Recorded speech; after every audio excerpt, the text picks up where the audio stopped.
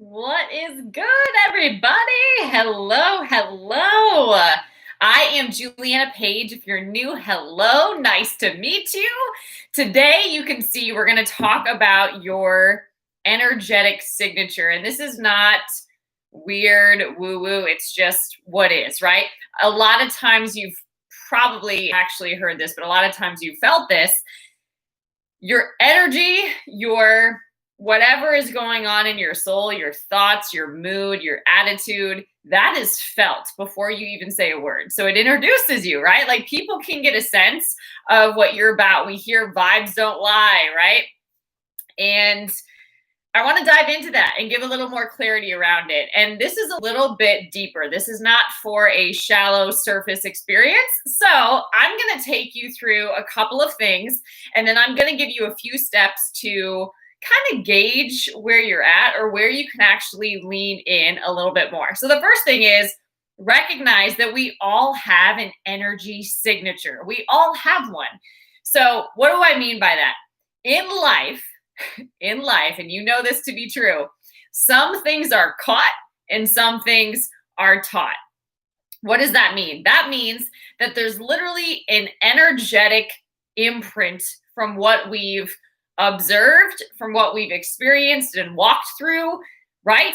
Something has imprinted our soul, and our soul is composed of our minds, our will, and our emotions. So what does that mean? That means if you happen to observe some really healthy, high functioning characteristics of a parent or a mentor or a coach or a friend, whatever, that informs likely your thought process or how you process things emotionally or what you have allowed to get imprinted in your heart, which then out of the abundance of the mouth, out of the abundance of the heart, the mouth speaks, right? So whatever's in your heart, you're going to know it because you're going to be talking about it all the time. So essentially, whatever is going on the inside of you, it will come out of you in one way or another. As much as you try to control it, it will still come out of you, right? Even if it's just your presence, that still is energy, right? So what is another way to say this? Another way to say this with a positive spin on it is that there is a story inside of you that inspires others.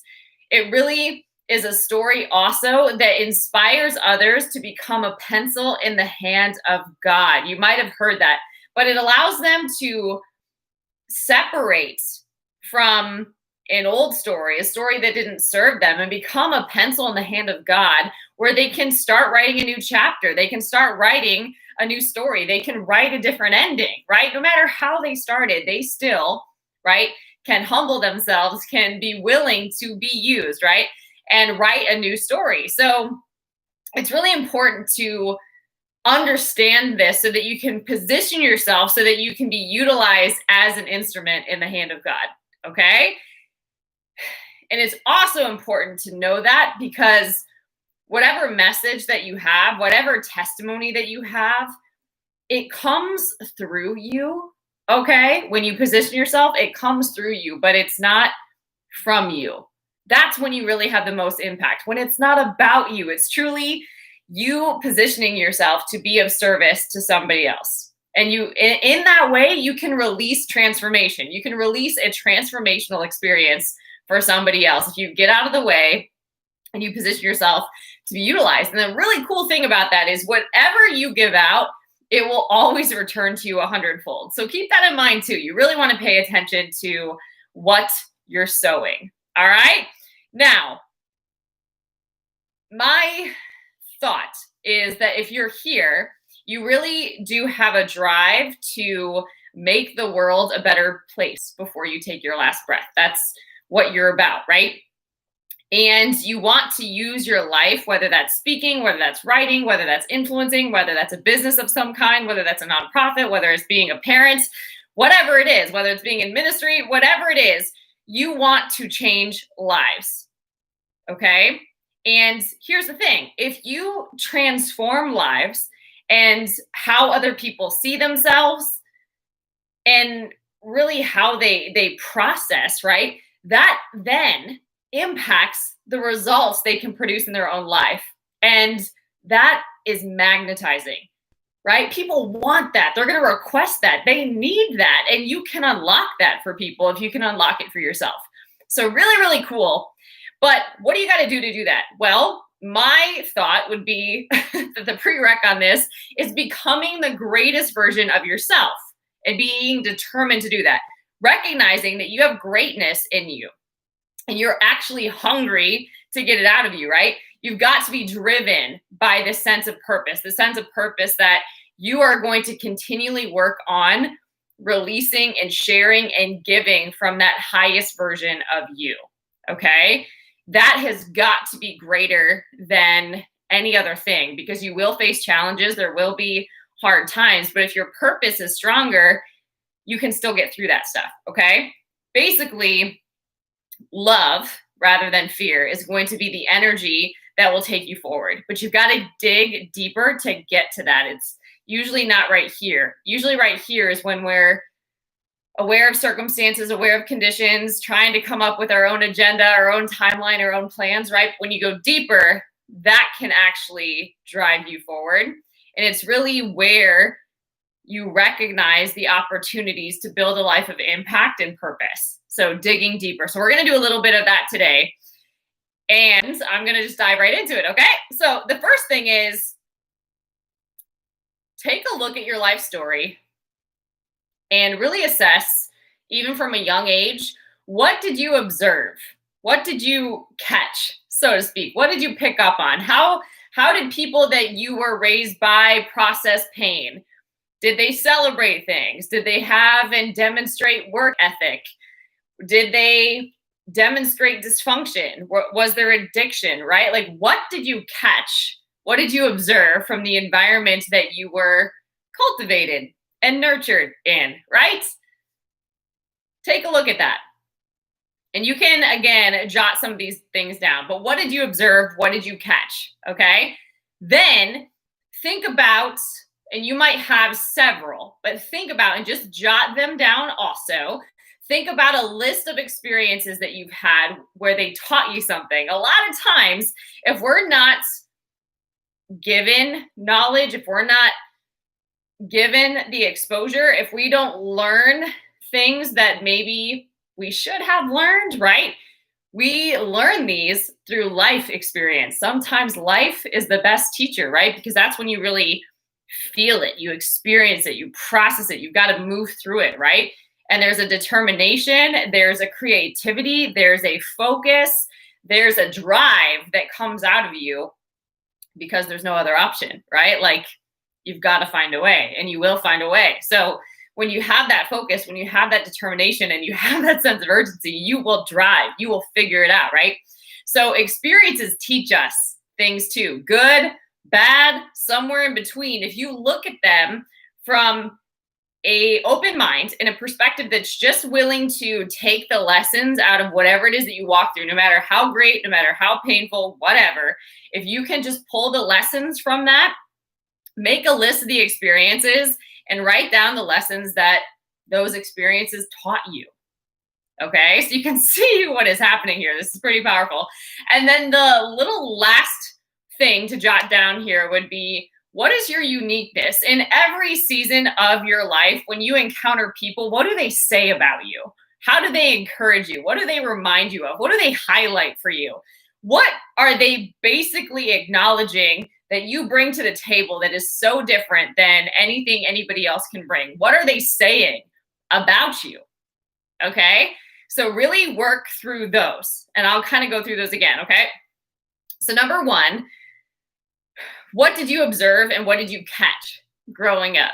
All right, so I will use myself sort of as like a model here, or an example, okay? So when I grew up, I observed from a workaholic parent who was a doctor, from an alcoholic mom who was a nurse, from an older sister that was rebellious, and from a younger sister that was an infant at this time and season of my life, that there was helplessness, that there was powerlessness, that life was something that you run from, that pain is something that you don't talk about and that you hide and that you suppress, that staying busy is a way to just get through things, and being really busy, like workaholic busy, is a way to deal with life. Or a drug is a really good outlet in order to process pain, right? Like I caught these things that was not healthy, okay?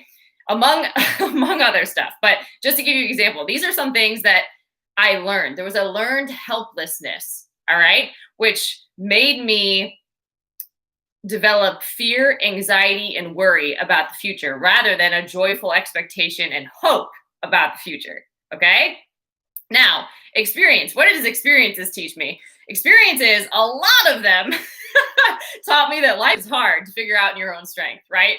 So whether that was taking big risks, moving across the country several times, whether that was moving on an instinct, or I would call it intuition at the time, all of that requires a heck of a lot of risk, a huge investment, and a lot of unknowns, okay? So I learned the power of moving by faith. Experiences taught me to move by faith, right? That ultimately I'm not in control, right?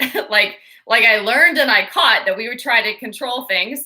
I'm not in control. I learned that experience after experience after experience. So I decided that rather than trying to operate from that position, it would be different if I operated from faith. But then I recognized that I didn't know God. I didn't have a relationship with God. I didn't know what that looked like. And I didn't know that that's actually what my identity was really rooted in. So experiences taught me to turn my life over and not run my own show or call my own shots. It's so much bigger. It's so much deeper than that. And there's a totally different sense of freedom that I could live by. Okay. Experiences taught me that. Then what is your uniqueness? I have been told several times that I have a way of speaking that really speaks to the heart of people. I have a way of listening that really makes people feel seen, heard, valued, appreciated. I have a way of radiating joy and giving energy that uplifts, that inspires, that motivates. I have a way of simplifying complex ideas. I have a way of making something that's really challenging simple.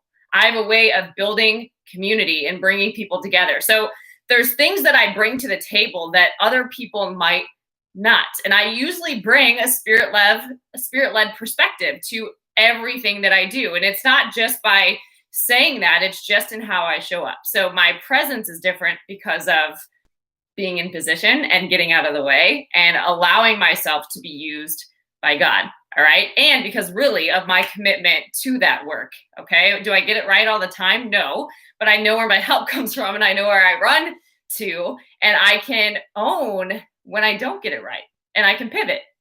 Okay. So check that out. Do that for yourself. I'll walk through that one more time. What have you observed in your life, right? What did you observe, particularly at a young age? Because that's when we form our beliefs, usually as young as 5 is when we're forming our beliefs and our perception, our perspective about the world, our worldview. Okay. So what did you observe? What did you catch from what you grew up within? Then what have life experiences taught you? Whether they were relationships, whether they were career related, whether they were suddenlies that blindsided you, like what has life taught you? Okay. And then lastly, what is the uniqueness that you bring to the table? And make sure with the last one, you not only write down the experiences, but you write down the lessons. The lessons is really where your gold is at, okay? Then your uniqueness, what do you bring to the table? Are you really emotionally intelligent? Are you optimistic? Are you strategic? Are you organized? Are you witty? I don't know, right? Like, what is it for you? What do you bring to the table that you know because of how people have given you feedback and held it up for you that you're unique, that you're special, that you're different, that something that comes really easy for you might actually be really difficult for other people, okay? Now, here's the thing. If you really want to be conscious about and intentional about your energetic signature, you got to own it. So how do you own it? What we just did is what I'm going to call gathering evidence. Gather evidence that you do have an energetic signature, that you are wired uniquely, that you are here on purpose, for a purpose, right? And you're alive. That already means that you're here alive on purpose, for a purpose, okay? And your job is to be aware of that and gather evidence so that you can say clearly, if somebody were to ask you, what you're about and what you're passionate about and what your purpose is, you'd be able to tell them in a sentence, one sentence. Okay. So 1, gather evidence. Number 2 is position yourself. So for me personally, a lot of my positioning was rewiring or unlearning what I had learned. It was getting out of the way. So I had a tendency, still do, to lean on my own understanding. I had a tendency to let emotions kind of take me for a ride before I would yank them back and tell them who's really boss. I would have a tendency of storing up things in my heart that only held me back, whether that's unforgiveness, whether that's fear, whether that's unbelief, right? Anxiety. It could have even been insecurity, right? Like whatever these things are, that is not walking out faith. That's not being in position to really let God flow through me. All of that stuff is kind of like if you picture a hollow bamboo, all of that stuff is clogging up the bamboo. So God can't flow through something that's not hollow like that. So I've got to humble myself. I've got to empty myself of me so that I'm available and of service so that God can flow through me. And also in that position that it's not about me, then I'm not focused on any other thing. I'm just focused on letting God flow through me, and that's it. And then I'm trusting that I'm going to be given the words to say, that I'm going to see the opportunity to be of service, that I'm going to just be aware and available, right, to respond, okay? Number 3 then is be consistent. This is a journey, right? But when you're clear on what your purpose is, being consistent is what's really building this momentum day after day after day that is building muscle, okay? And as you do that, yes, you're still going to be challenged. You're still going to be surprised. There's still going to be things that attempt to shake you, right? But if your purpose is stronger and you've been doing this work, you will still push through. You will still grow through these challenges, and you will still tap into that greatness because of what you're focused on doing. I'm focused on shining my greatness, even in this time or in this season. I'm focused on really seeing how God is moving and how God is revealing things to me and what the lessons are right now. I can find the meaning in this, right? And a meaning that serves this growth and this development and this forward motion, this forward movement. I'm not going to let whatever is happening infect my energy and my influence while I'm here, because I'm here on purpose, for a purpose, okay? Seeing what I'm saying? So your energetic signature, a really great way to look at this is your life is either going to be a warning or it's going to be a lesson. A warning of what not to do. A warning of disappointment. A warning of a life not fully lived, right? Or an example of how to live a great life, of how to live a life that manifests these dreams and the desires that have been put on the inside of you. A life that unlocks freedom for other people. A life that leaves an imprint long after you're here. Different. But that doesn't come by happenstance. That comes from partnering with God to work out everything that He's put in you with Him. Okay? And being consistent and diligent and delighting in the process.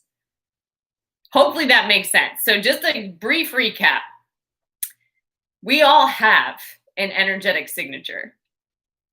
And if you don't like the energetic signature that you sense that you have, a great way to get to the bottom of this is even ask those that are closest to you, whether that's kids, whether it's a partner, whether it's sisters, brothers, whether it's close friends, whether it's even a coach or a mentor, somebody that can tell you honestly. Ask them, how would they describe you? What are your greatest qualities? What are your weaknesses? What is the imprint that you are marking them with? Because your energy affects somebody, whether you're aware of it or not. Absolutely, it does. So listen, get that feedback, but you have to be willing to receive it and receive it without getting offended, without taking it personal, without any of that. And some of that might hurt if it's true. And you'll know if it's true because it'll It'll resonate in your spirit. You'll know if it's true. So that is a great way to get feedback about the imprint that you make. And also those people that really know you, that know your heart, that know your intention, that know what you're about, even if you're not currently showing up that way, they will still see that in you and still speak that into you. So it's a really great exercise to get that feedback. Okay. So if you really are stuck, I invite you to ask those closest to you to share that. And then the beautiful thing about that too is if you don't like the energetic signature, how you're signing, sign, sealing, and delivering, how you show up in every circumstance and situation, you can change it. And you can have these people as accountability partners, and you can make commitments, and you can show up and you can keep them, and you can write a new chapter. Okay. So just to recap, how do you do this? Number one, you've got to gather evidence. How do we do that? We went through 3 steps here. I'm sure you could do so many, but these are actually really, really great. So observe what you've caught from a young age, your initial perception and worldview. What were the lessons from that? What did you catch? How has that blocked you? How has that served you? Next, make a list of experiences where life has taught you lessons and write down what those lessons are. What do you know to be true based on experience? And then lastly, what is the uniqueness? What is the thing that if you come into a conference room and it's full of other really great, gifted people, what is the unique thing that you bring to the table in this conference room? What is it? Okay. So number 1 is gather evidence. Number 2 is position yourself to be used to be of service. So I believe a lot of that work was me getting out of the way and being willing to serve and plugging myself into opportunities and being open to opportunities where I could learn, where I could serve, where I could be in obedience, really, and do whatever it is that was on my heart to do, to be in obedience and to bring God glory. Okay.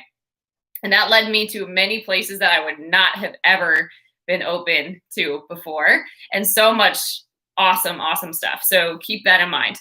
And then number 3, be consistent about your purpose. Okay. So if you know your purpose is to write, keep writing.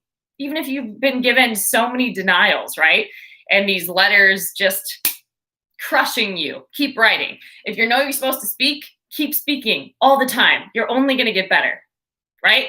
If you know you're supposed to mentor, plug yourself into opportunities where you can mentor and start them yourself, right? Build it and people can come to you, right? Build it.